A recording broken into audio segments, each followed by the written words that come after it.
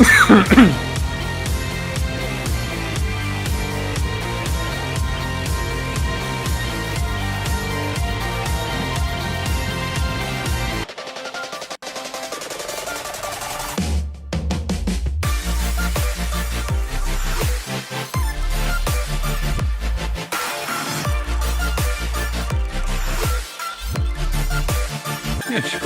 hair.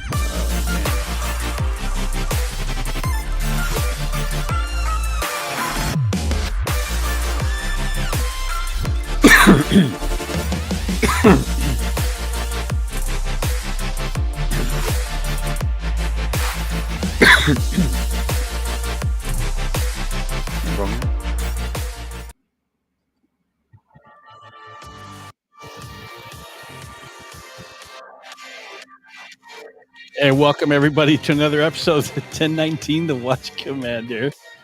And I'm here with Mike. And I told Mike, when the videos are playing, we can hear you. We can hear everything you say, everything you do. And I did it anyway? You did it anyway. You're coughing. Oh, man. Man, I know you're old and you forget things. Well, I thought you meant the videos during the show. I thought you said the mic was always off. Thank God I didn't say what I was gonna say. I'm trying to have a little bit more decorum, and think a little bit harder about things, but without them coming out of my mouth, sounding like a knucklehead. But everybody knows now that I have a cough. I had a little frog in my throat, but he's gone now. Frog. Yeah. Okay. Well, we'll work on that next week. But thank you guys for being here. Let's say who's here. And we had some conversations going on before we got here. And GJ's here. And hello to all and the hosts and guests. Hello to my friends in the chat. This is early on. And Dale Hedges is saying hello, guys. Hello. Dale. Yes, sir. Passe is here. Kevin Kazan is here. And oh my goodness. Zippity doo-dah. Zippy's here. Absolutely. Guys. David Armstrong is here in the house. Look at all these folks. Ron Gilbert. Ron, brother. Good evening. A couple days. Julia Tafoya is here. And Tracy Tribune. I keep saying Tribune. I don't know if that's the proper. I think it's Tribney, but Tribney.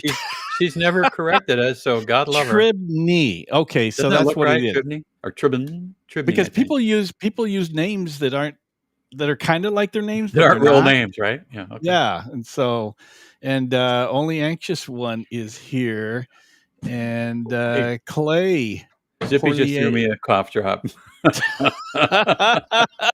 Thank you, Zippy. Zippy, do you need a cough drop? God love her. Always taking care of me. And our self-appointed producer and tech support, hot microphones are a problem in all broadcasts. Tell what's that congressman from Texas that had a hot mic moment over Tucker Carlson? That was not good. There have been a lot of them. Like I said, thank God I didn't say anything I was thinking about saying. Mike, you are right. Tracy's think. Get down, Tribney. Tracy. All right. My apologies, Tracy. Now you'll be Tribney from here on out. And let's see here. I can only see chats from certain people for some reason. Every week, GJ has a glitch on our broadcast. I don't know how it keeps happening to him, but oh yeah. Oh, that was Crenshaw. My last name in the first marriage. Okay, well, we got more information. Crenshaw. Dan Crenshaw had a hot mic moment at an interview. The interview stopped. He got up and he made a comment about he would seriously off Tucker Carlson. So I don't know about that. Yeah, that won't play well. Yeah. So next week, guys, Mike will not say anything on the hot mics here because. Oh, I can't guarantee that. I'll try to remember. I might have somebody to come on next week too. I think it'd be fun. I'll talk to you about them later. We might have someone who just retired like 2 days ago. 2 days ago, and is ready to spill the beans on everything. Oh man, he's chomping at the bit. And talk smack. the last minute, I sent Mike a thing on Instagram. I'm just going to throw this out here because it just came in just before showtime. This came up. LA County deputy among 18 indicted in Los Angeles County Jail smuggling operation. FBI and LASD was in on that. So, What you mean? It just happened? it just came to me before 15 minutes before showtime. I Yes, sent Julie. it to you on Instagram, but here we go again. What kind of smuggling? Some kind of drug in the jail. In the jail, I don't. Freaking idiots! Hey, So, Sonia. Sonia just showed up. Hi, Sonia. Sonia is here. Juno's here. Sonia is here. Sonia, I want you to know that I'm wearing my Sonia attire.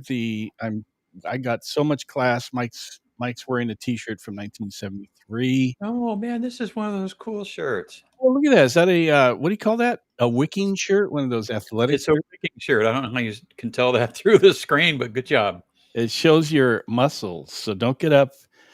Although Mike is the eye candy for the show, Well, but we have some. We have a starter here. We're gonna get something started here, and we're. Oh, who knows where Marlon is? I just saw him online maybe about 20 minutes ago, and I know he's alive, but there's you no know what? Marlon. He's probably eating, right? Yeah. Oh my gosh! Just What is going on here? Dude, I have no Wi-Fi connection, and all I have is just my phone. And I had to eat. I listened to Captain Mike. Captain Mike was right. I listened to that part, and I had to eat, and I had to get my cup of coffee. I just finished another podcast, so here I am. Welcome well, to the show, brother. yeah. Thanks for What's up, being dude? here. Yeah, of course, man. Love you guys. Anything for LEPD and LASD, that's for Anything sure. for LEPD and LASD. I got a story that I put up on the Instagram. That you're going to want to jump on. The one about the LASD deputy that got arrested in the sting in the jail for smuggling drugs. Ooh, Wait, did you say more than one or just one person? that's never good. There's a lot. There's a crap ton of other arrestees that were in the sting, and they were Mexican mafia members. So this guy was working with the. So with the he's mob. working with the Mexican mafia on the outside to bring drugs on the inside. Correct. Hang them high, man. Yeah. So we'll get that. And I did, Juno. I did trim my mustache this week. My wife finally got to me. I had to trim my mustache. So, but I'm going to let it slowly grow out while she doesn't realize it. Look at this. What is this? Mike dresses like Bongino, but if he becomes sheriff, he can either go to the PJP route with suit and tie, or he can suit back up. Okay. Thanks, GJ. Hey, Sonia. Thanks for your comment there, and I'll have you know I've lost 30 pounds intentionally. Intentionally, yeah. Did I miss that? Did I miss that? Sonia. Well, I hope she was saying it to me.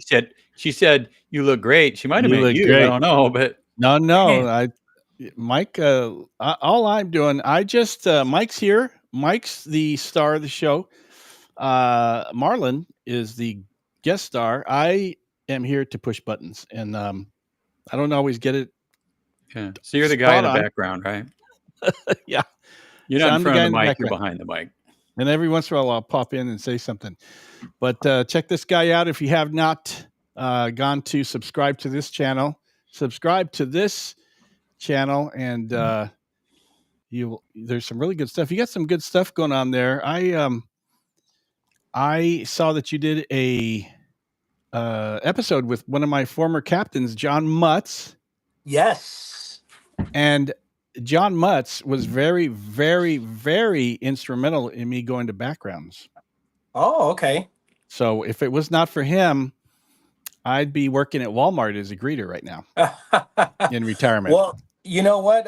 Let's have a little, maybe I can get you down. He's coming down again because he's going to finish up his book that he's about to publish. And we're due for another another episode. One, two. What I realized about Captain Mutz that I didn't know is that he touched on him being in Foothill when the Rodney King incident went down. I saw that. What I'm trying to do is I'm trying to gather as many people who were actually there in Foothill and can tell me when that day went down, man. What happened? What was that all about? How did that go? I was at West Hollywood Sheriff Station running a errand for something, and that's when all that happened. How about And the day of the verdict? the day of the verdict, I went Talk in to to me. It's work. 5 p.m. What happened? Where were you? I was at Wilshire Station. I started at 10 a.m. Everything started on fire. There was a dumpster on fire on Venice Boulevard next to Midtown, and it got dark. We mobilized. I immediately told the sergeant, because I knew I wanted to go on B watch, because there's no way I wanted to be at work at 6 in the morning while there's all this stuff going on. So I went to B watch, and there were help calls coming out. We went to go grab some looters next to the station, and we came under sniper fire. I got a picture of my car that got hit. There's pictures the next few days of me hanging out with the fires and stuff like that. Not just me, it was a bunch of people, but that's what I was doing. And then went home the first night at 6 in the morning after the first night. And that's my story. Wow. And I spent the next 2 weeks where you're trying to figure out what was going on. That's right. The city burned. Yeah. But my story is not unlike a lot of people's that were there. And just one little small fish in a big pond, a big riot pond. Mm-hmm. So that's basically it. So we're going to cover some stuff tonight. Mike has an opener, and then we're going to go into a story that Marlon is following out of Riverside, city of Riverside. Some police officers were indicted, and then we're going to chit chat a little bit tonight about the Menendez brothers and what's the most current status as of today going on with the Menendez brothers. Yeah, those guys. Yeah. So let's start with Mike. Yeah. I wanted to read something, and this is meant mostly for the non-law enforcement folks that watch us, but the law enforcement people will also understand what's going on. Maybe I've been watching too much Gutfeld, but he does some reading of things, and I'm going to do that right now. So bear with me, folks. This is about the concept of fight or flight. We've all heard the age-old concept of fight or flight, which is the body's physiological reaction that occurs when we are faced with something mentally or physically terrifying. It's nature's way of protecting us from harm. It's a fairly simple concept. Do we stay and fight, or do we run away from the danger at hand? I think it all has to do with our own personal preparation for confronting the unknown, hopefully mixed with a great deal of common sense. Do we stay and fight the 500-pound grizzly bear? Not advised. Or do we run like hell? This is the question that has faced humanity since the beginning of time. Our soldiers faced it on the battlefield. Our firefighters and peace officers faced it as well. As terrifying as some things may be, the option of isn't always viable.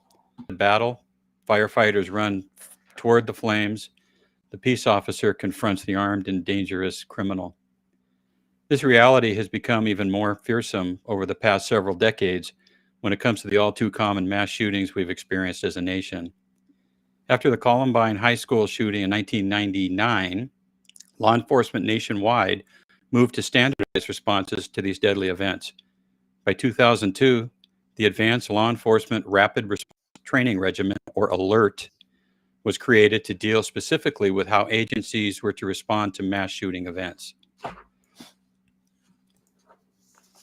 One of the major tenets of this new training was the fact that officers were now expected to immediately move to engage the shooter. No matter how many officers are on scene, and frankly, no matter how many shooters are on scene. If a single officer arrives and hears the sound of gunfire, that officer is expected to move aggressively toward that gunfire, particularly if additional resources are significantly delayed. The thought behind this edict is that the officer can engage the shooter immediately upon locating them, and the shooter will either turn their focus towards the officer or run to escape, the concept of fight or flight, thereby increasing the odds of survival for those being targeted. As a street cop on the street, I willfully accepted this reality and was prepared to do exactly as expected. In 2013, the FBI standardized this training nationwide. They also implemented guidelines for civilians on how to react when confronted with an active shooter. Very simple concept: run, hide, fight. Fairly simple instructions, but in the time of great danger, simplicity is your friend. If you find yourself in a situation like this, you run to get away. If you can't get away from the danger, your next best option is to hide as best you can. When all else fails and your life is directly endangered with no other recourse, then you have to fight and fight like hell. It's a logical, understandable method of self-survival. This slide you're seeing here, this is the official active shooter, how to respond to a shooter. Run if you can, hide if you can't, lock and barricade yourself, avoid windows, silence your phone. The last concept, the fight, I don't understand why that girl is holding a fire extinguisher to that guy's head, but the concept is still the same. If your life is in imminent danger, it's your last resort. Using the analogy of how law enforcement now responds to active shooter events, we as a society have been running for far too long. We have run from cities, towns, and states that seemingly have been overrun with a culture of criminality. We have run from the violent protests. We've run from the inner cities. We've run from the criminals who prey upon others. We have run from the drug addicts and mentally ill who roam our streets seemingly at will. We have run from liberal policies, politicians, district attorneys, judges, and police administrators who have allowed our neighborhoods to turn into battle zones. We have hidden in our homes, given up trips to the store, the park, movie theaters, malls, and grocery stores. We have resorted to hiding our rings and watches and cell phones when in public. We hide our wallets and our purses. We hide behind other friends just to be able to go Christmas shopping. In fact, this past holiday season, we were told in a PSA put out by the Sheriff's Department not to shop alone. We soon found out that even hiding in our own homes wasn't safe anymore, as armed thugs now follow us home where they beat, rob, and rape. We've tried it all. We have hit the time to move on to the next logical step in survival, the fight. We need to fight against the moral decay we see springing up all around us. We need to fight back against a culture of criminality. We need to retake our inner cities.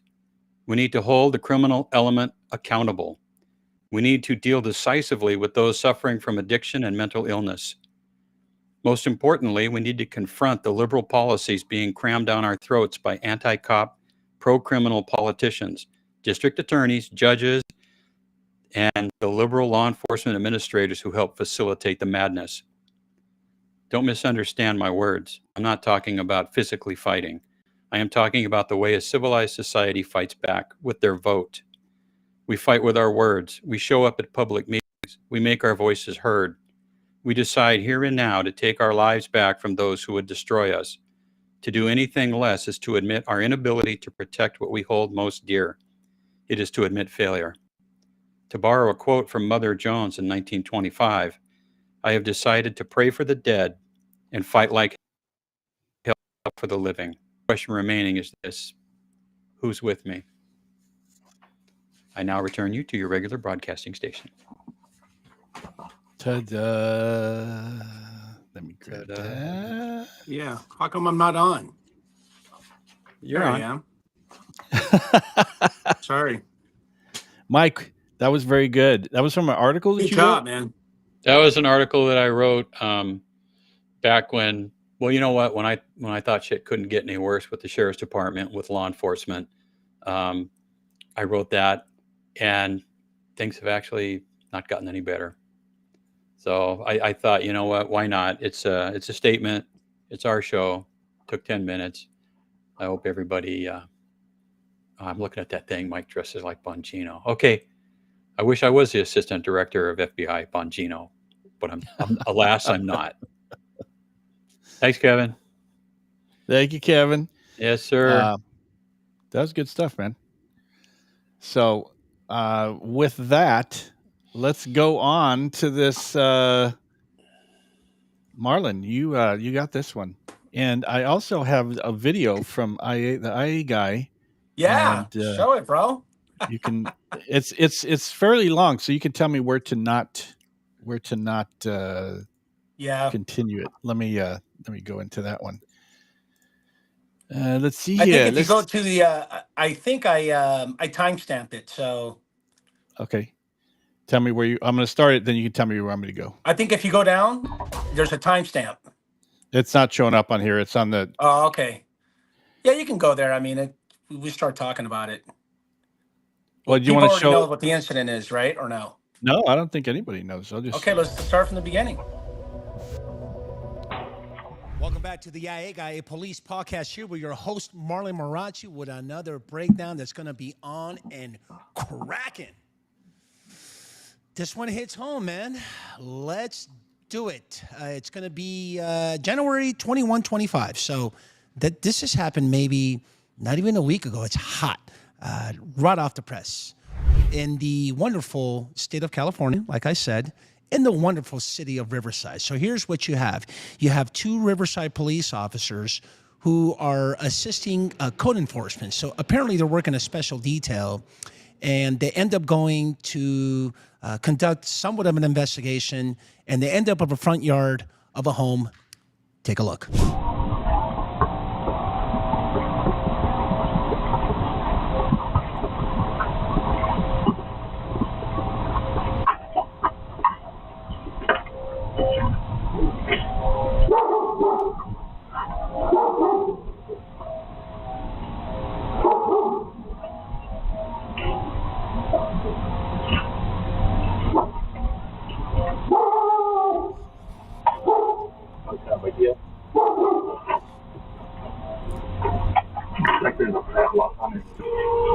Apparently, that's a very nice area to live in. And how do you have a front yard like that? Which is one of the reasons why they called code enforcement. It's like, dude, there's a whole bunch of junk out here, so you guys got to do something about this.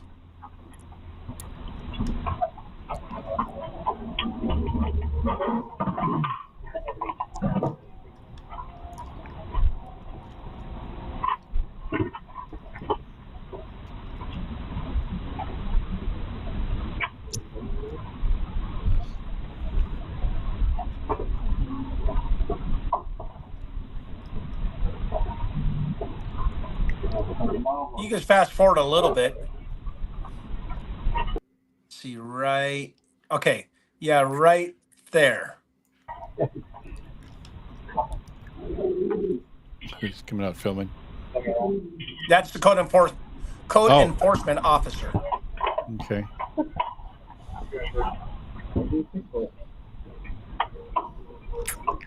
Okay, well, I can't do this by myself because it is Riverside PD, and I had to invite my dude, my guy, my prior guest, Bill Barnes, man, Code 6. Thanks for coming, bro. Thanks for having me. Hey, listen, so we've been having this conversation. As a matter of fact, you're the one to got a hold of me and say, hey, Marlon, man, look at this.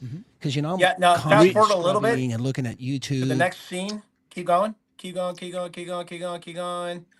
And he starts talking about it, and let's get right to it. A little bit more. Right there. Destroyed the skateboard. Different officer. Right. Different officer. Different officer. Take a look. This is where it all goes down.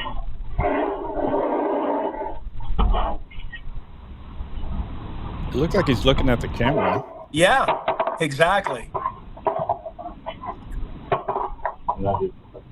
Yeah, that backwards cap looks really good too. Oh, God, I cringe when I see that, bro. I hate that. Keep it simple, dog. Keep it simple.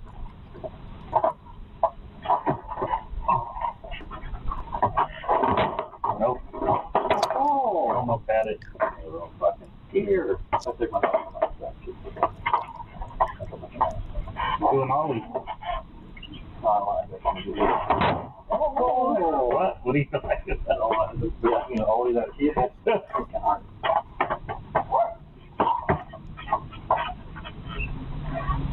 Put it in the dress.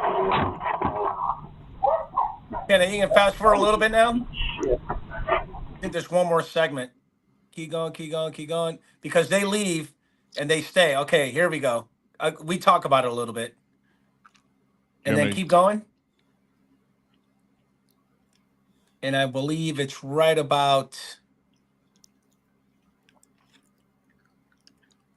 Or did we already do it? Yeah, sorry about that. Yeah, I think it shows right.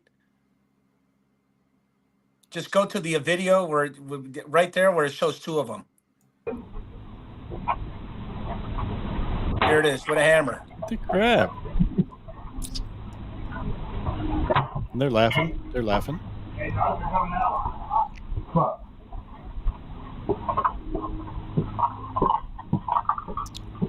Okay. So here's what this is really all about. Let's get down to now we discussion. went from the fact that hang on just a second there is a here. compliance One issue. second. Yeah. So here's the deal, man. When we did that, we brought up a couple of issues. The first issue that I wanted to know was, is body-worn video activation needed in this particular incident? And according to my guest, we did go over the policy, but that's kind of like it's kind of like on the fence. You're at a front yard with a code enforcement officer. It's not a public contact, if you will, and so they don't necessarily have to have it on. So that's issue number one, right? And then I kind of asked, I said, "Hey, do you really think that you think they knew they were being filmed?"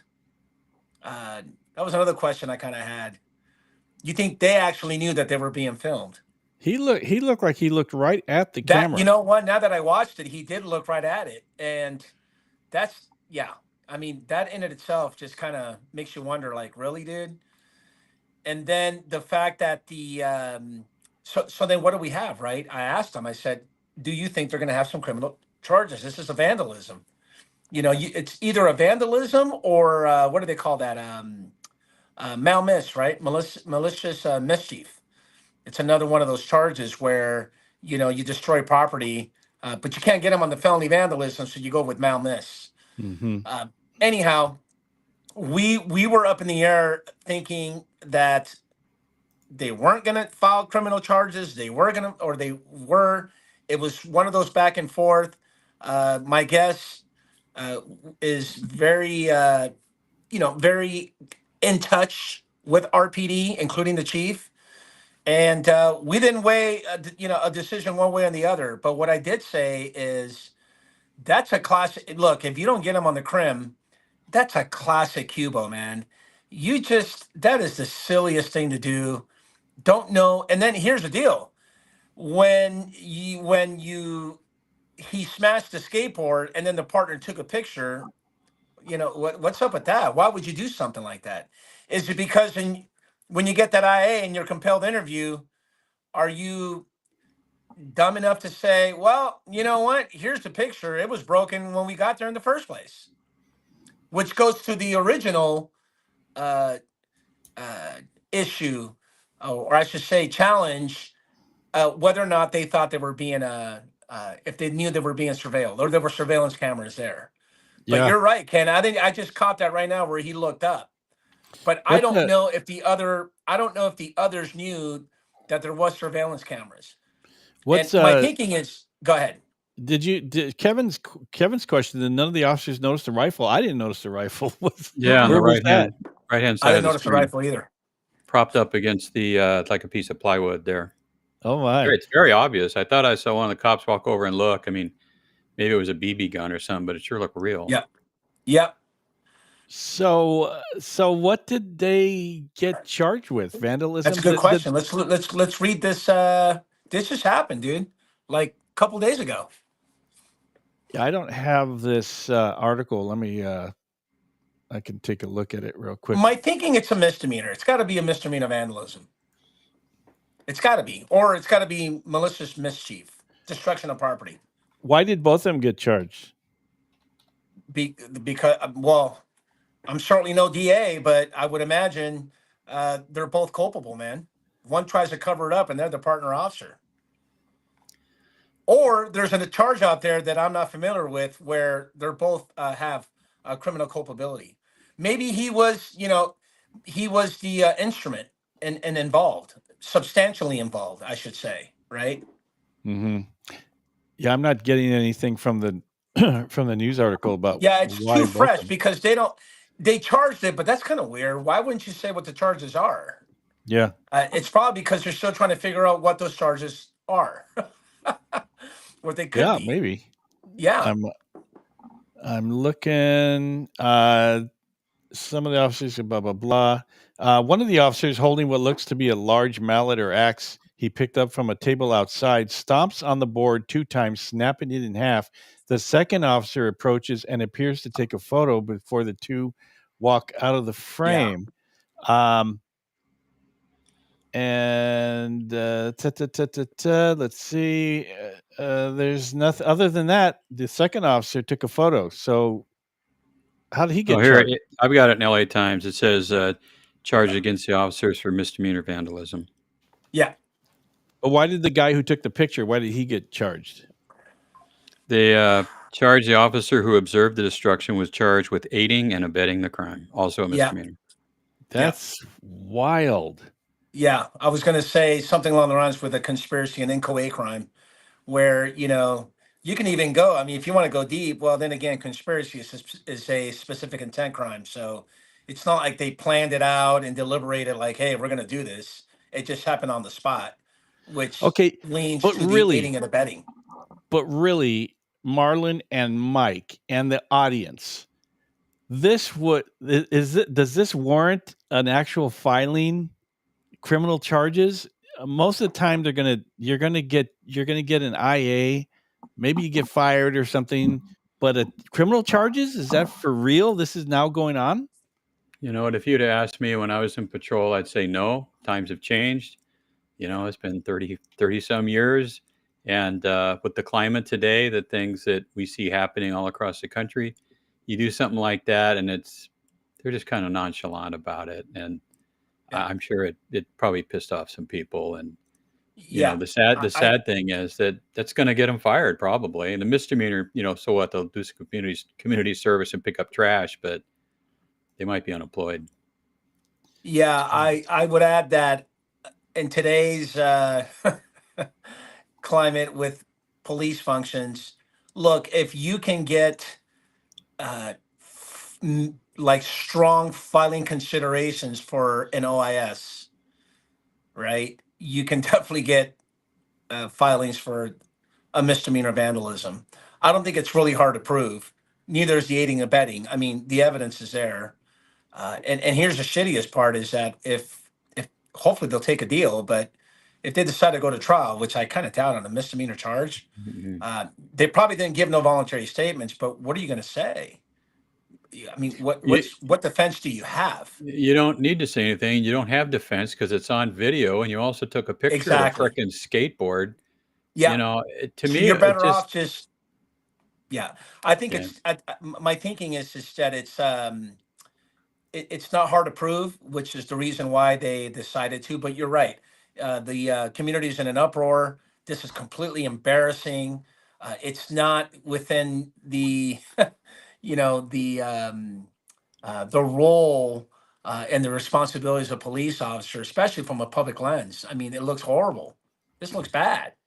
I mean, and the fact that you took a picture is even worse. At the beginning, when he's just playing on the board, you can tell he probably used to skateboard a little bit, and he's trying to do a move that he could do 40 pounds ago. But once that thing snapped, I'm just like, okay, you broke it. Go tell him you broke it. I mean, give him $50. Why compound it like that? Yeah. Yeah, but I question the maturity of the officers, and I'm being correct. Whatever. But the guy with his baseball cap turned around, and the other guy, the thing gets smashed, and then he takes a photo. What's the point of taking a photo of it? Well, I think like Marlon said, they're going to say, "Oh, look, it was like this when we found it. Here's the damage. Yeah, we didn't do it." Yeah. But that's my thinking, which leads me to believe that They didn't know that there were surveillance cameras. Or maybe he thought it was just one of those bogus cameras and the people couldn't possibly have video going, Correct. right? It's not even on or something like that. Because Right. why would you do that? You know what? Had he not would have Stupidity. taken a picture, my thinking is they probably would have charged him with aiding and abetting. Maybe. I don't know. I think the fact that you're covering this up, I don't know. What are you supposed to do? Dude, knock it off. Don't do it. He already did it. I mean, he smashed it like real Yeah. quick. Administratively too. I mean, that's going to be a bigger issue for him, right? Yeah. I mean, that's what really ties that second officer into it. Dude, Correct. stop.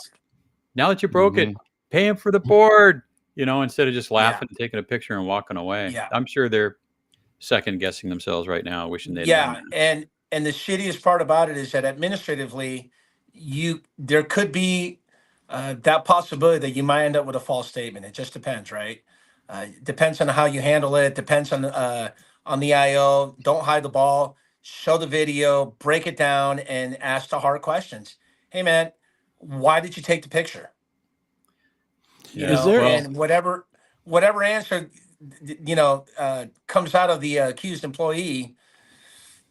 Yeah, I just don't see how you survive it. I'm supposing they don't do IA and criminal concurrently, right? So if the guy was smart, he hasn't said a dang thing unless he wrote some kind of bogus report. Correct.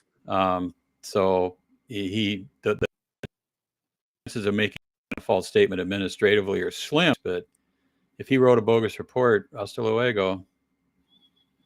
Is there a state law now that it's you have to it's mandatory to report misconduct if you see it? I thought that was policies. I didn't think it was a law. Yeah. But the new penal code section might require you, but that's all under that law enforcement gang stuff. I thought that might have been under SB2. Let me check. Maybe one of our people down here that's watching. SB2, it's got to be the 9 deadly sins. It's got to be one of the 9 deadly sins. 9 deadly sins, which that's are. What we call it. That's what we call it when we teach it. So don't take what that. Is it? Don't steal it. What are the 9? I like it. I'm going to steal it. What are the 9 deadly sins? Oh, don't make me rattle them off. Gosh, let's see. Duty to intervene, gang association, sexual assault, dishonesty. What else? I should know that, right? Abuse of power. Abuse of power. That's 5. God, I'm missing the other ones. Well, that's only 5 minutes. I teach it. I should know this. The one I'm thinking of was the duty to intervene. Mm-hmm. Right.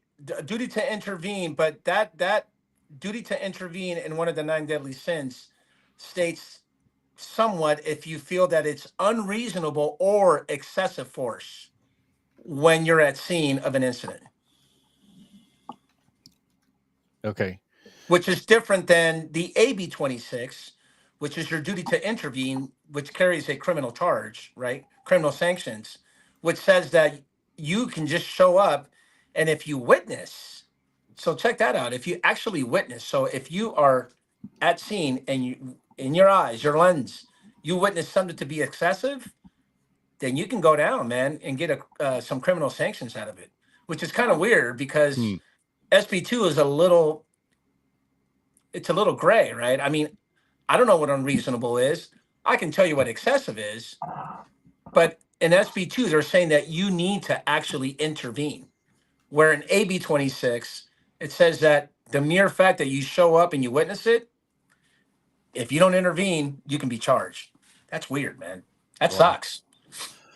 Yeah. Well, let's go into the next story because this story, what's going on? Just today, Holman, Mike's a little bit more up to speed on this. And are we in the same place, Mike, as we were before? Or is this something new? In fact, with the recently disposed of George Gascon is the one that opened the door and lit the fuse on this one.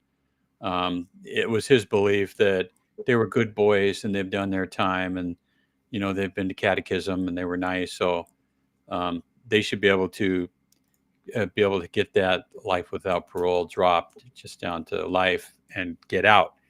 Well, he got he got booted out. Initially, Hockman was a little non-responsive on his thoughts on it, but he apparently did a review of it, and he came out just like 2 days ago and said that he opposes a new trial for them. And without his support, I think the Menendez brothers are going to spend the rest of their worthless lives in jail. Okay. I mean, it's going to have to work out, but it's still going to go before a judge, and his attorneys are still going to fight the fight. But with the DA's office now opposed to them getting out, I think it's not going to go well for them. What do you think, Marlon? Should they get out or what? Oh, that's a tough one, man, because you have this. Hey, you know what? It's been 30 years. I served my time. I've contributed into society, and the way my parents treated me and the things that they did to me caused me to do this. And back 30 plus years ago, mental illness and mental, uh, uh, situations are not what they are today, So we need to be a little bit more lenient and flexible when it comes to the well-being of people who are suffering from, uh, I guess, child abuse in this case, right? Abuse from your parent. Yeah, child abuse, major sexual child abuse, the whole nine. I just don't think that's going to fly. I kind of sets a precedence. That's just like saying that whoever is serving, a major sentencing criminal conviction in any of the state prisons throughout the state of California, that's going to open up the door to say, well, hey, this happened to me 40 years ago, and things are much different now. You got to take other things in consideration. So we should file a motion to have a resentence. I don't know, man. I don't see it. The shittiest part about this that I don't get is that one of the brothers went back and took a couple of more shots to the mom. Well, shotgun mom in You the know. face, It's like, Yeah, Dad was yeah, mean to me, totally. so I'm going to shotgun mom in the face. Yeah. And remember, their bullshit story initially was, must be a mob hit.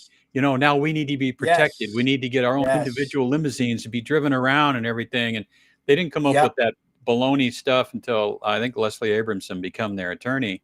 Yep. And then all of a sudden it's like, oh, I forgot to tell you, I was abused. It's like, Yeah. no, you know what, pal? Yeah, it's not going to happen. It They was made too their bed. brutal. It's too grotesque, too brutal, too gruesome. I mean, if you watch the Netflix special, dude, which is phenomenal, by the way, Yeah. yeah, it's just way too much. I mean, dude, look, if the father is sexually, if it was the father and there was a mountain of evidence that they were sexually abused and he manipulated them and all that, okay, I can see opening up the door and having that discussion. But the fact that you went in there and killed both of your parents. And by the way, I come back and then I got to shoot her more, shoot her a couple of more times and one in the head. I Yeah. just don't see it, man. I It's too forget. Wasn't brutal. it just one of the boys was saying daddy molested him, or did both of them eventually? Because if one's getting molested, you do the shooting. Why would the other brother come in and blow mom's head off too? Right? Exactly. Yeah. Exactly. I think it started with one, and then he wanted to make sure that the younger brother didn't get abused. At least that's the way the story went. So, Okay. Well, Interesting. yeah. they bought a lot of clothes and jewelry and stuff right afterward to show Oh, how yeah. how remorseful they were in the first place. They're 100%. upset. I got another story here that came up today, and I found it really interesting. Is the ice leaks? I want to get your guys' opinion on this, and the audience as well. So, anyways, there's been raid leaks telling people where where ICE agents are going to go make raids, and then Tom Holman goes on there, and they thought it was somebody from the FBI that was doing the leaks. And then today, the news comes out. Christy Nome says that they know who the people are, and that they will be fired. Question before I get into my question for you and the audience, I want to find out. I want to just mention your opinions. Yesterday or the day before or something, there's these groups, these immigrant groups that show up when the ICE people show up, ICE raids, and they harass and they get on megaphones and they tell people what they can do and they don't talk to them, and they're just loud. And then it came out in the news today or yesterday that these groups are doxing ICE agents by putting photos of the ICE agents on trees everywhere and showing who they are. So my question, there's a lot of questions I have, but one of them, can they be criminally charged, these whoever's doing the leaks, and why don't they arrest these people that are doxing and interfering with these raids? Don't go at Is that for once. both of us? That's for anybody. That's for the audience. That's for Go for Mike. it, Captain Mike. Well, Mike would say that the ones that are doing the leaks that can be proven should be filed criminally, because what they're doing is they're putting officers' lives at stake, right?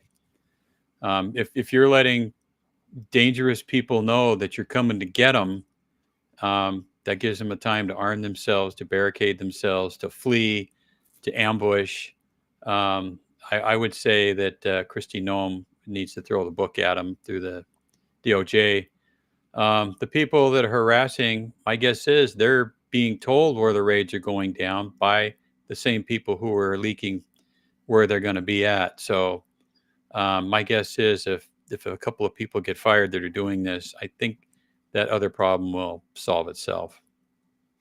Yeah, the people showing up and, the public outcry, they're showing up to the scenes and, bashing the ICE agents. That's just an outcry for, in my opinion, of the mixed basket, right? You got all these violent criminals, illegal immigrants, but you also have some really good people. And, I'm not a big politics type of guy, but what I will say is that, you know what? Elections have consequences. That's just the way it goes, man.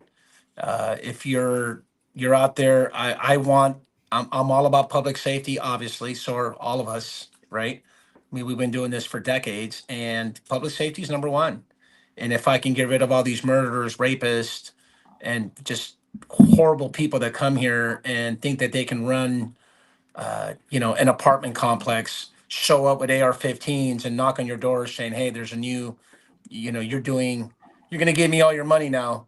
I'm your boss," and practically probably rape you, beat you down, whatever the case may be. I'm sorry, we're not doing this in this country. You can do that in your country, but you can't do it here. And Yeah. so, if there's an association of good people, like good, hardworking, illegal immigrants that are associated with those people, and maybe you can say, well, I don't know what Jose or what they do. I just go out and, I'm a day laborer. I try to make, a decent amount of money. And if you're one of those good people and you're in that mixed basket, oh, well, man, you got to go. So my thinking is, I say all that I did watch the news where there's people showing up when they're doing these ICE raids, and people are screaming and yelling the opposition towards the ICE agents. And my thinking is those people that are doing that are, activists, they're out there wanting to be heard, Sure. has a lot to do with the fact that we don't want the good illegal immigrants to be deported. So Yeah, that's I just think my opinion. I might have brought this up last week. There was a nationwide survey that was done, and it showed that almost 90% of Americans believe that the criminal aliens, the ones that committed crimes after coming here, need to be deported. A bigger number, surprisingly, is 60% of Americans believe that all of them ought to go. So either way, Trump or Homan or Noam decides to go, they've got the backing of the American people right now. I don't know about the mamacita that's flipping tortillas down there on Alvera Street is really on the target list, but Yeah. if she's got a couple of nephews or something living in the house that are thugs, they're going down, and I guess it would be up to ICE to decide whether or not grandma goes too. But Yeah. these I can understand there's some fear down there. In fact, didn't we talk about the DACA people that are LAPD and LA County Yeah, we Sheriff? talked about that too. Yeah, it Yeah. just I'm just to add on to what Captain Mike was saying is it's shitty, man. But you're right. You cross the border illegally, You try to sneak in here, cut corners, whatever the case may be. That's a crime. It's a crime. You Yep. know what? If you don't like it, then get back on the table and come up with new legislation and reform immigration somehow, some way, where you can kind of separate, the good people from the violent criminals. But right now, we're all in the same basket. That's just the way it goes, man. Elections have consequences. So I don't know if I mentioned this last week or the week before, but I did some research on it to try and figure out, because you got people like AOC telling Tom Homan that seeking asylum is a civil violation or something like that. It's not illegal, and he says crossing the border is illegal. Blah blah blah. But I looked it up, and it turns out if you come over the border illegally, it's a crime. If yeah, you stay in the country illegally, it's a civil violation. So flat out, if anybody tells you they're not criminals, they are. If you come into the country, it's a criminal act. You can go to correct, jail. correct. Well, we'd rather not put them in jail, though. I'd rather boot them right back across the border, because the money that it's costing us is just outrageous, Yep. and putting them up in 4 and 5 star hotels sure didn't do it. Oh yeah. So Don't forget the yeah. vouchers. Don't forget the food vouchers too. Oh Yeah. yeah. Here's So your in Obama phone. Here's $5,000. Yeah. Emerald, I just you put this up right after I said that. But yes, if you look it up, if you do the research, crossing the border is a criminal act. Yeah. Staying in the country is the civil offense, and you can be deported, fined, whatever. But you can be arrested and go to jail if you cross the border. That's a crime. Correct. Correct. So Yeah, it so gets they're not confusing. so they're not stupid talking points, lady. They're not They're stupid. they're talking legitimate points. talking points, and that's why we're here. The government isn't going to go getting all these resources for some civil torts. What they're doing is they're trying to get the people that have illegally crossed the border into our country and make them leave. We look what our governor has done here with like $50 billion in aid to illegal aliens, and now he's asking the federal government for $40 billion to help him make budget. Well, I mean, what's that all about? It's just Yeah. the money drain is just absolutely incredible. And it's yeah, okay, fine. I know that there are a lot of, in fact, I know a lot of DACA kids. When I was working at another job, I dealt with them. They're God fearing, America loving kids. They grew up here. It's their first, cognizant awareness is being in the United States. So, I mean, to me, the villain is the government for just not taking a stand and making legislation. Yeah. Just a real quick search, you'll show, yes, crossing the border is illegally is a federal crime. So Not to mention that the Lincoln Riley trial, right? Here in the state of California, my understanding, and this was a couple of years ago, but it cost about $1 million for the taxpayers to do a murder trial. Yeah, well, it cost your family a lot more than that. But yeah, that's No, exactly I right. understand that, but my Yeah. point is, you get what I'm saying? Look, we shouldn't Yep. be having, yeah, Yep. No, I hear you. It's a crime that shouldn't have happened. exactly. And, Yeah. and here we are, taxpayers, you're spending a shitload of money. There was a point in time where I want to say 2% of your state tax in the state of California goes to the prisons. Basically, I want to say it's 2%. So 2% of your check is maintaining Sure. the 33 correctional facilities, 31 or 33. Don't quote me on that. I know there's one in San Diego that I would go to. That's where I met these DACA kids, because they work security down there for one of the contractors with the federal government, and they've got like 1,500, 1,800 illegal aliens stashed away in this facility, awaiting their criminal trial or their cases to throw them back across the border, and that's just one. And that place probably has a couple hundred employees. They're all being Yeah. funded by the United States government. Yeah. It's out of control. And Yep. we'll see. It's going to hurt, just like Yeah, that it's a stuff. touchy subject for a lot. Yeah, and that's just like what Doge is doing. It's going to hurt. Yeah. people are losing their jobs, but when you got Yep. 50 people doing the job of one, what are we doing? Oh, not only that, when you're spending $180,000 a year on K cups for coffee in an office, which by the way, there's no one there because they're all working from home. I think the people have a problem with that. I know I do. Yeah, I mean, the things that they're uncovering, you're just like, what the hell? I mean, it obviously hasn't been monitored for, in a very long while. Yeah. And that's what blows me away. People are pissed off that we're Yeah. talking about accountability. Why would you be pissed Yeah. off about accountability? Why would You you know, be there, pissed there's, off with for an individual getting Social Security benefits and they're 150 years old? I just don't get that. well, that great great grandpa deserves the money, man. He's not going to spend it, right? Yeah.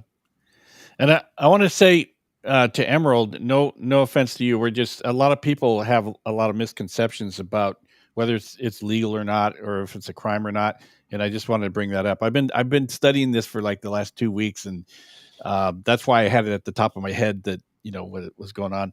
But Julia also says, I know people that filed, paid the lawyers, came here legally. All of them are for deporting those who do Yeah. not come to the country. Yep.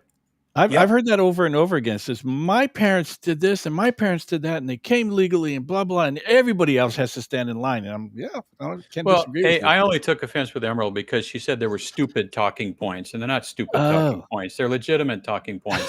That's right. I'm serious. It's like you can't just buy into that stuff. Obviously she's Yeah. listened to AOC one time too many. No offense to her, but it's little information goes a long way, and hopefully she'll look it up, and that'll be that. It's a really dividing line between a lot of people, and I don't It's a think touchy subject for sure, Yeah. 100%. But to Emerald's comment that she made, okay, let's just go with the fact that you believe that it's civil. Okay, but there's probably about 1 million out of the 20 million, I might add, that left their country because they killed people. Okay, and they raped people. Yeah. And they came here to do the same thing. So I suggest that you go watch that Aurora, Colorado apartment complex surveillance video when you see a couple of individuals walking up the stairs with AR-15s. Call it civil, call it what you want. And they're door knocking on an unknown, they don't even know who this person is, about to bash the front door lock to invade that apartment. God knows what they're going to do, whether they're going to rape them or kill them, but they're going to tell them that, you know what, your rent that you worked very hard for now comes to me, to us. Mhm. Okay. So whether you think it's civil or criminal, you know what? You got to go. You don't do that in this country. I always tell people a what if there had been no before Biden or whatever, and there had been no crossings. I mean, he started as the president, and I said, okay, Biden's president now. It's January and 2021, and you have a choice. If you have one illegal immigrant, and you know he's going to come over, and there's 2 million other ones that are coming over, but the one illegal is going to kill Laken Riley. Are you okay with that? How many Americans have to die? Yeah. What's your threshold? Yeah. Yeah. Let me share something with you. I was in Peru, my homeland, in August with my daughter. And on my way back from the airport, the chauffeur was taking me to my cousin's house. And I was talking about this topic about Tenderawa, the gang. Mm-hmm. And I told him, I said, hey, man, I feel very a bit appalled, man. I came to the United States here 40 something years ago to get away from all this stuff that that happens, here in Peru, Venezuela, in all these third world countries, if you will. And he mentions his, oh, you talking about TDA? He was telling me that there's a small city by the jungles in Peru named Puno, Puno, and Tren de Aragua tried to invade and go over there. You know what they did? They hung them and burned them alive in front of their people. Wow. That's crazy. I'm That like, is. really? It's Our a campaign for them. at one point there was a legalize the Irish campaign Yeah. for approximately 30,000 illegal Irish who entered legally but overstayed their visas. That's another thing too. My position on that was return to Ireland and come back the right Yeah. way. So true. There was there's a lot of focus on the South American countries that are the people that are coming from there, but Yeah. there's a article 2 weeks ago where there was a plane load of Indians Yeah. that were being shipped out too. And there was the one young lady who was from China that was one of these student protesters over the summer, the anti-Israel thing, and she got her visa was revoked, and Yeah. she got shipped back. Good. So You're going to come here and you're going to enjoy the freedoms that the country gives you while you're over here, and you step on the flag and you spit on America. You know, Oh, go back where you came from. I Try don't doing it get over that. there. That yeah, just, oh yeah.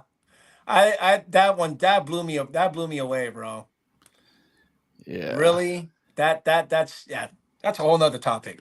Yeah, Hey, Mike, absolutely. GJ's telling me what to do. Should I do what he says? Should I cower down and just do what he says? Well, I don't. Emerald might not even be here anymore. Passe is I just don't know. asking her to show the section that shows it's Yeah. fairly civil, and I think Ken already covered that pretty Yeah. succinctly. Yeah. Come on, GJ. Doggone Come on, it. GJ. I put up the sections and I talked about it. You But did, and I think that covered it. yeah.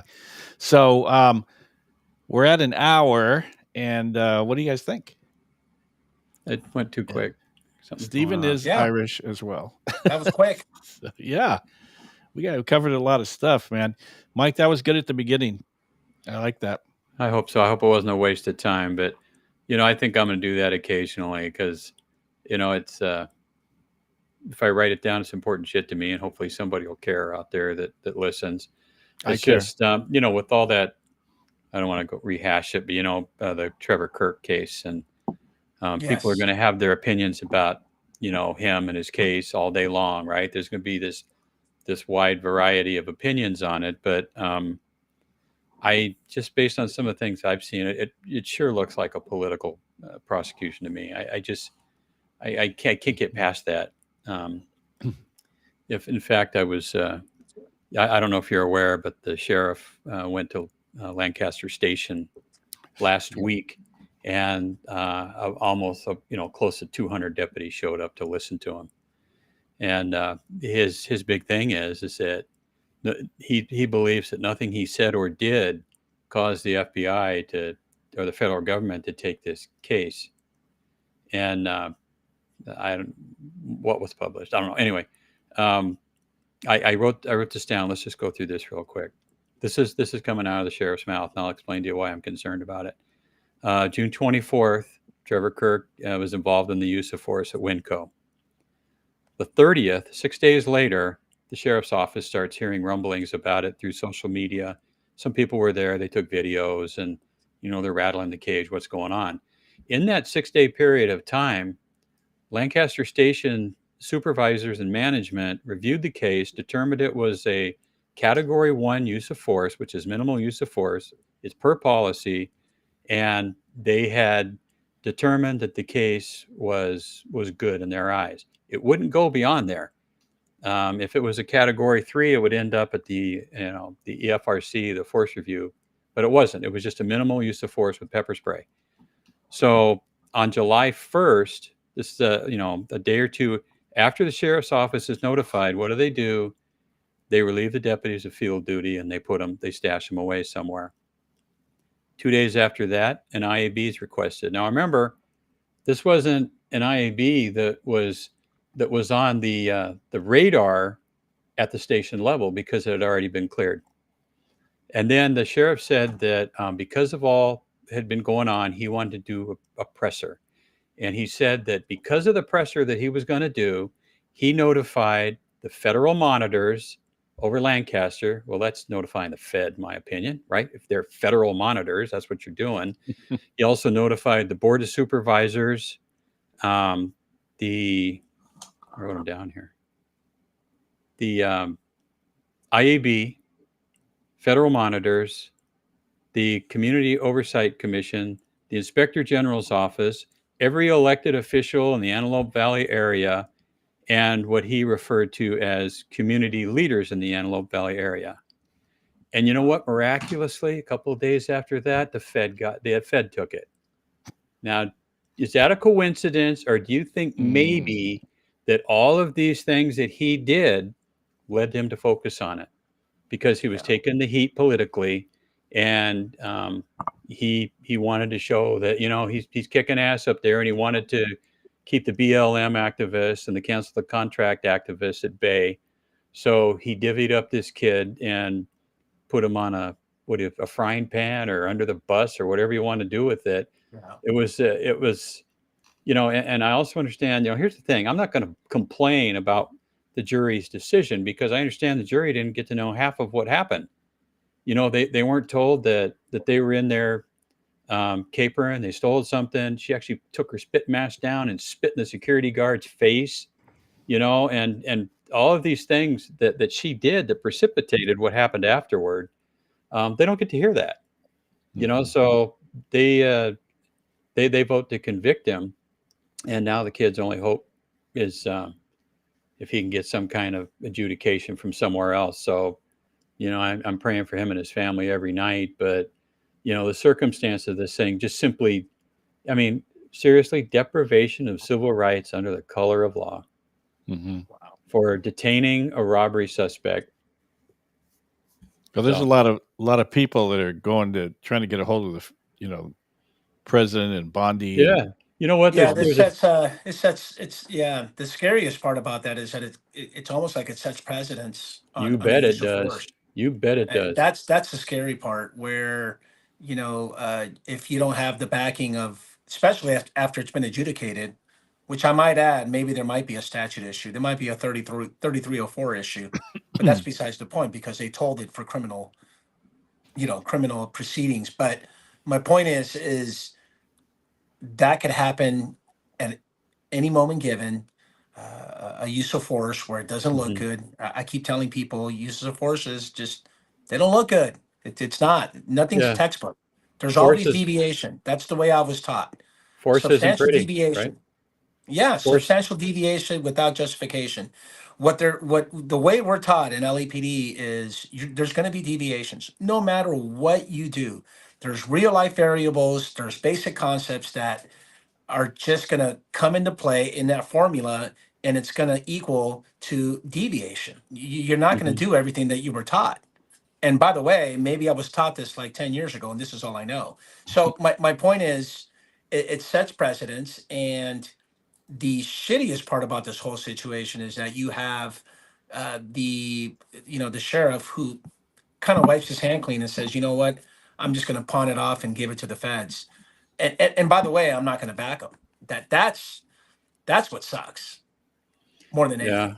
Yeah, I feel like the kid was just laid at the altar of political correctness. Yeah, I do know that there's a number of steps that are being taken to try to get this actually up to the federal level in Washington, and it sounds like a couple might actually have a chance of getting there. Yeah, and there might be a chance of getting it there prior to his sentencing, which would be wonderful. We'll find out how it works out. But like I said, man, the kid's on a dark path right now, and it's something. I mean, just think about it. You're I think he's 32. Where were you when you were 32? Yeah, he's a young kid.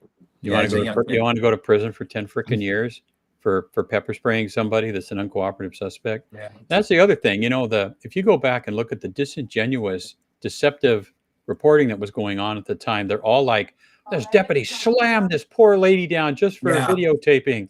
Yeah. Well, no, that's not true. She was identified as the second suspect. She's the one that spit on the security guard. Yeah, which force or fear kind of thing. Yeah, it doesn't matter. No, and you know what? Which reminds me, before we wrap it up, Ken and Captain Mike, I'm going to make an announcement soon about having guests come in when they're facing criminal proceedings or anything that is very newsworthy event. And if you want to control your narrative, come on down. because the LA Times or all these other news outlets are singing another tune and they're giving you another narrative.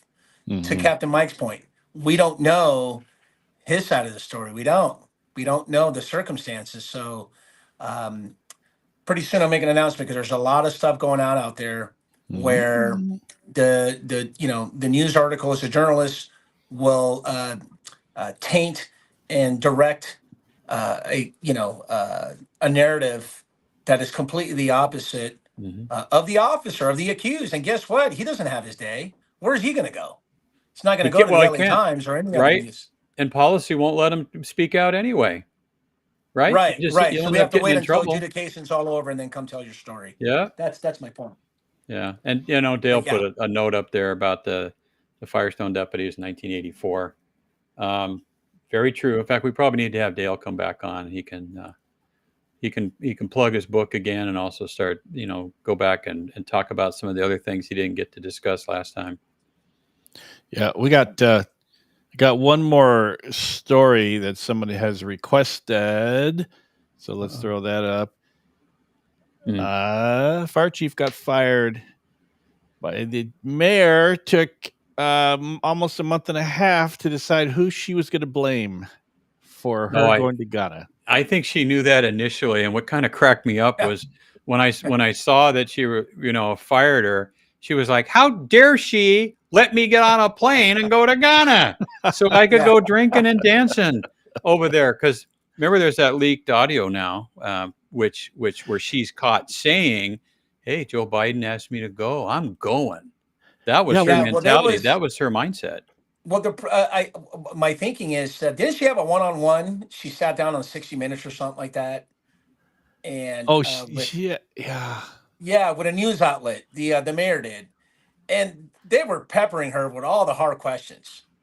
Like, really? Did you not know that it's fire season, and maybe you got warned that perhaps there's going to be, the wind will blow and the fire will burn? Yeah, exactly. I mean, and she was just saying like, hey, you know what? I went, and I mean, it was like a hot potato. She was very uncomfortable, and it just so happens that a couple of days after, she fires the chief. So the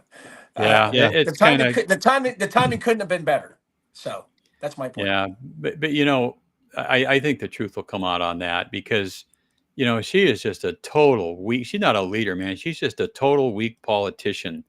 And the fire got hot, metaphorically speaking, and the wind started blowing against her, and she decided she was going to find the easiest person to screw over, and it was Crowley. I know that the head of the union actually came out and said, because Bass was saying, well, she sent 1,000 firemen home. And the head of the union is like, well, yeah, we don't have enough equipment because it's all broken down. And what are they going to do? We're just going to have them, painting rocks out in front of the station. Yeah. We'll call them in as we can get them. But they didn't have any more vehicles because they're all broken or there aren't enough. And that's something that Crowley actually harped on, right? And the other thing was, she said, well, she refused to do an after action report. And it's like, he said, the after action report is almost done. What is she talking about? She's running for cover. She's throwing somebody under the bus that she thought would go away quietly. She's the one. Crowley's not going to go quietly, I hope. I hope that she sues the city, or better yet, I think they need 12 city council members to veto or overturn the firing. Now, that would be pretty cool. But, by Bass's actions, she's just going to keep this going. Did you guys see the mayor's news conference where as soon as they try to pin her on a question or push her into the corner, she goes, da, da, da, da, and she'd go out to the next one where she would get all pissy. Yeah. She wouldn't answer the question, but she does not like. It was like at the airport where she was waiting for the door to open, and they're going, Madam Mayor, blah, blah, blah, blah. Oh, no, this is stamped on her, on her resume, man. This is what she's going to be known for. That's just the way it is. You know what? Like I said earlier, man, elections have consequences, bro. Yeah, right? Either way, right? Good or bad. And that that secret recording where she's talking to a confidant, apparently not much of a confidant because he was recording the call. And and she's like whispering in the phone, you're going to find out. Yeah, baby, I'm in the closet right now. And I'm trying to, And I'm dying to know what is she talking about? Oh yeah, you're gonna find out in a little while that there's some shit going on. So you gotta just wait for it. Yeah, you gotta wait. You gotta She wait. sounds like a gangster in a jail cell, talking to the guy next to the cell next door. Hey, don't say nothing to the cops, man. We're going to steal some coffee tonight. That's kind of where she's coming from. So we'll see. If you guys have heard that recording and you know what's going on, or there's been some follow up, I'm dying to know what the Yeah. secret info that Bass Mhm. was promising. It's gonna come out any minute now. Is it going to come out? Mhm. Yeah. Gavin's gonna ask for $40 billion, and he's gonna help us out. We're gonna get another fire truck. Yeah, it's Yeah. what a shame. She should just cut her losses and step down. But how long has she been in office now? 2 years. So is her election yeah. going to be in 26? Maybe. Yeah, she's got 2.5 years to go, man. Well, there you go. It'd be a good time for Rick Russo to step up. And, Yeah. and hopefully people are just like, why did we vote for the idiot? Yeah. You know what, though? I think that people, as soon as she fired Crowley, I think people are going, no. Yeah, you're right. It started, that's the thing. She precipitated what's going on now because she's like, okay, things are quieting down now, so I'm going to fire that bitch. And it's like, no, don't do that. But, she had to show that she's large and in charge, and she fired her and tried to scapegoat her. And everybody's just like, not so fast. Nobody's buying that. Not Nobody. so fast. Well, Marlon. Yes, sir. How can people find you on the interwebs, man? On the Insta and the YouTube? On the Insta is IA Guy Podcast. IA Guy Podcast. Yeah, I think it's IA Guy. IA Guy Podcast. That would be on Instagram, LinkedIn, Marlon Marrache, Marlon, last name Marrache, Marrache. And yeah, got to go to the channel, man. IA Guy. Just go ahead and in YouTube, it'll populate. If you do internal affairs, the minute you put internal affairs, it populates because it used to be called Internal Affairs a Police Podcast, but now you just put IA Guy, and it'll populate on YouTube. We're doing good, man. We're moving forward, dropping a whole bunch of LAPD stuff, a lot of guests. I'm still working on that, getting a lot of phone calls. But the most important part of this whole journey that started a year ago is that I get calls from people who have gone through the whole process, and they listen and they watch and they tell me, Marlon, you know what? I'm not alone. I feel like I feel better, at least a little healthier. Some people stress out. I'm not going to say some people have suicidal ideations, but it's pretty bad. I have this. I got hired. And that's another thing too. I got to make an announcement too. Is that if you have an IA that you want me to do a full biopsy analysis and examination, please get a hold of me. And I've already picked up 2 consultation cases where one of them is an 8-year veteran who was terminated, and he's getting ready to go to arbitration. And the PORAC attorney got a hold of me, and they want to bring me on board. So, I'm listening to all the audio and some soup to nuts from A to Z with a fine tooth comb, and I'm willing to bet that I'm going to find holes. Cool. And in this particular case, it's a dishonesty allegation, which that's my bread and butter. That's what I teach, and I'm very, very passionate about that because we throw lying and denying like it's they lied. No, it's not that easy. I'm not a big fan of preponderance. I'm not a big fan of more likely than not. I understand it's the burden of proof. That's a standard. But when you start talking about accusing a cop of lying, you better have a mountain of evidence to prove that someone's lying. So I got that going on. And then I got another case from Northern California where I have someone who decided they're getting ready to terminate him, but they actually gave him a deal saying, listen, if you retire, then we'll drop all these administrative allegations. His next step is to go in front of city council, but because the department's so small and everybody knows each other, he was very hesitant to take the next step and just take this deal. And so again, he sent me everything, the whole investigation, audio, and the whole nine. And I suggested to him a couple of weeks ago, look, man, whether or not you decide to take this deal or not, we need to go to the next level, which is city council. Well, they all know each other, and I'm not going to get a fair shot. That be as it may, you want to go on the record. You know, do you have to do it in person, or can we just do it in writing? He goes, you know what? I think we can do it in writing. Then that's fine. I'll write you a masterpiece. You want to attach how horrible and crappy and how much Swiss cheese this particular investigation, what I like to call half baked, is, and attach it to, so let them read it. That way, when you move forward in your career in the future, that's always going to attach. And you know what? Read it. You know, read it, and it'll tell you how they really screwed you over because they did a half baked internal affairs complaint investigation. So, yeah, man, I'm loving it, and we got some good stuff coming up, and I appreciate you inviting me, bro. Cool. I'm available every Tuesday, man. I'm Right here for on, you. brother. And Mike, how can they find you? Because you're all over the place. You're on YouTube. You're on Instagram. I don't know. You know, the best way, if you go to YouTube, Passion. actually, I tried it. I tried it the other day. You type in the numbers 10-19, which is 1019, and it'll populate because nothing else is like that. It'd be 1019, the Watch Commander, on YouTube. Pretty simple. So I'm first up in that series, and that's about the only place that really means anything these days. So Yeah, me too. YouTube is the way to go.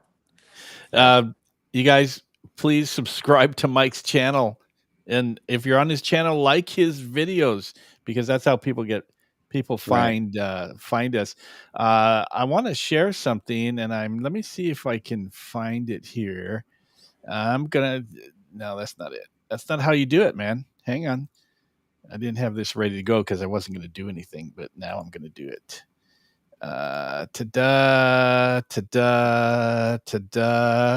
So I wrote a book. I wrote a book called Police Background Investigations Inside the Mind of a Background Investigator. And it's for police candidates, if you have to know them, or background investigators if they want to learn how to do backgrounds. I'm actually going to come out with a full-on background investigators book. But so basically, yeah. And if you want to get a hold of the book, let me know. Hey, let me ask you, if it's inside the mind of a background investigator, is it 120 blank pages? There you go. Bada bing. Bada bing. I don't have my bada bing sound thing. Oh, you need to get one. Hey, when we go off, can I cough again, or is the mic still on? So we're gonna leave right now, you guys. We're gonna leave, and let me see what we got. Look at Kevin Kazan says, "Good show, Kevin. Thank you." And Juno is gonna subscribe to Marlon's channel. That'll take you over the top. But what we're gonna do, guys, is we're gonna leave. And there's going to be a thing going on the screen, and Mike is going to be completely silent as the video is playing. Marlon, I got a new system for the videos, the in and out videos. Okay. But the thing is, it doesn't mute the sound anymore because of the way it's set up.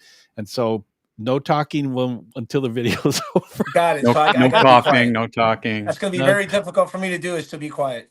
Right. And all the people thanking you, thank you guys for saying that. Thanks, Dale. It means a lot. But other than that, we will be back next week, you guys. Thanks a lot, everybody.